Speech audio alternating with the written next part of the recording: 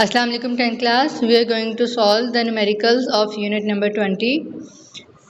First numerical है बेटा, find the number of proton and neutron in a nuclide defined by x 21 and 9. आपके पास कोई element दिया गया है जिसका नाम उन्होंने x रखा है, उसका मास नंबर 21 गिवन है और एटॉमिक नंबर 9 गिवन है. You have to find the number of proton and number of neutron. हमारा डाटा क्या है बेटा, मास नंबर 21 गिवन है, एटॉमिक नंबर 9 गिवन है. ठीक है, आपने क्या फाइंड करना है, number of proton and number of neutron.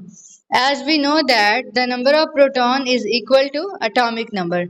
If the atomic number is 9, so the number of proton is also 9.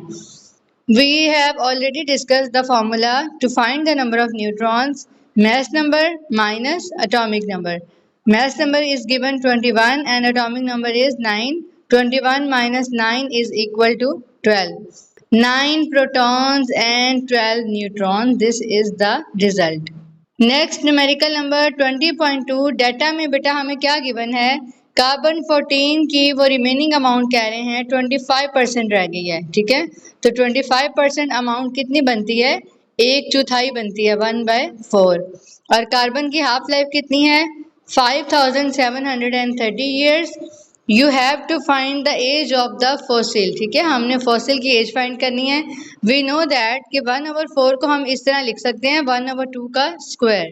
यहाँ से हमें क्या पता चल रहा है, पावर ऊपर हमारे पास जो स्क्वायर में जो पावर 2 आ रही है वो इस चीज़ को शो कर रही है कि 2 हाफ लाइफ्स गुजर चुकी हैं. ठीक है, how many half lifes are past, 2 half lifes have past. ठीक है, तो अब हम क्या करेंगे, हमारा फॉर्मूला हमने डिस्कस किया था, time is equal to number of half life multiply by half life. ठीक है, इनको हम मल्टीप्लाई करेंगे तो 11,460 ईयर्स ये वो टाइम है जितनी इस फॉसिल की एज है.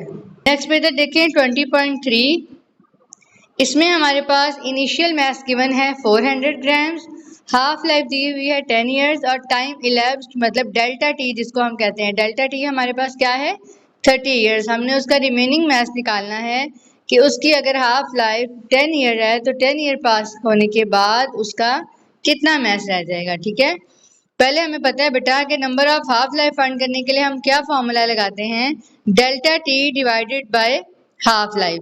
इसको हम डिवाइड करेंगे तो हमारी नंबर ऑफ हाफ लाइफ आ जाएंगी जिसको हम स्मॉल एन कहते हैं, वो 3 आ जाएंगी. उसके बाद अब आप देखें कि 3 हाफ लाइफ गुजरने के बाद उसकी अमाउंट कितनी रह जाएगी. अमाउंट को अगर हम हाफ करते जाएं तो फर्स्ट हाफ लाइफ के बाद 400 200 पे आ जाएगा, मजीद फिर वो 100 पे आ जाएगा और मजीद वो हाफ होके 50 पे आ जाएगा, यानी कि 3 हाफ लाइफ गुजरने के बाद उसकी अमाउंट 50 ग्राम्स रह जाएगी. नेक्स्ट न्यूमेरिकल है बेटे 20.4.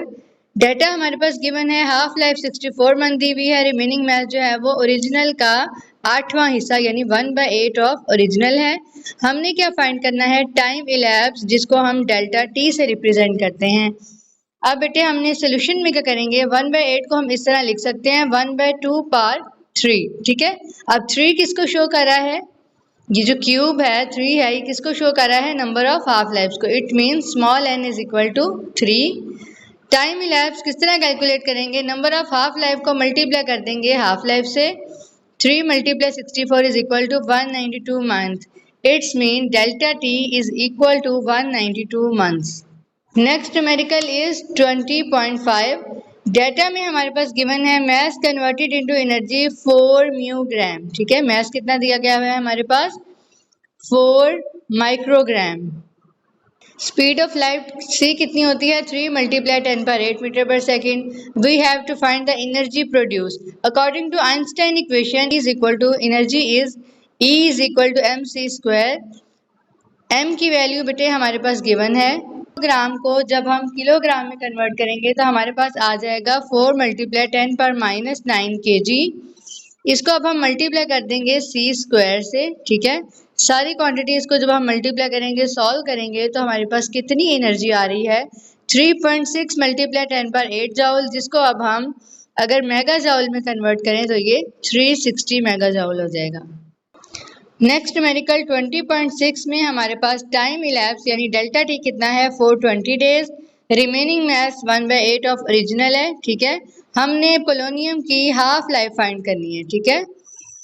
सोल्यूशन में हम देखें 1/8 को हम इस तरह लिख सकते हैं 1/2 पार्ट 3। 3 किसको रिप्रेजेंट कर रहा है? स्मॉल n यानी नंबर ऑफ हाफ लाइफ्स को। हाफ लाइफ फाइंड करने का फॉर्मूला क्या है? Time ellipse divided by the number of half life, delta T divided by n। उनकी वैल्यूज पुट करेंगे तो हमारे पास हाफ लाइफ कितनी आ जाएगी? 140 days. Next our last numerical is 20.7। 3/4 decay हुआ है, ठीक है। एलिमेंट का जो डिके है वो 3/4 हिस्सा उसका डिके हो चुका है। टोटल टाइम उसको 1 और रिक्वायर है, जिसको अगर हम मिनट्स में कन्वर्ट करें तो वो 60 मिनट बनेंगे।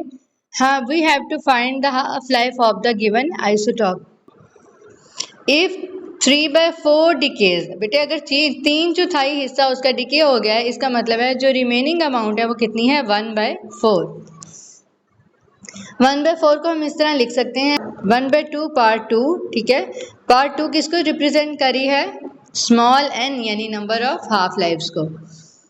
दैट्स वाई अगर हमने उस आइसोटॉप की हाफ लाइफ फाइंड करनी है तो फॉर्मूला क्या है हाफ लाइफ का? Delta T divide by number of half life small n, ठीक है। Delta T divided by small n।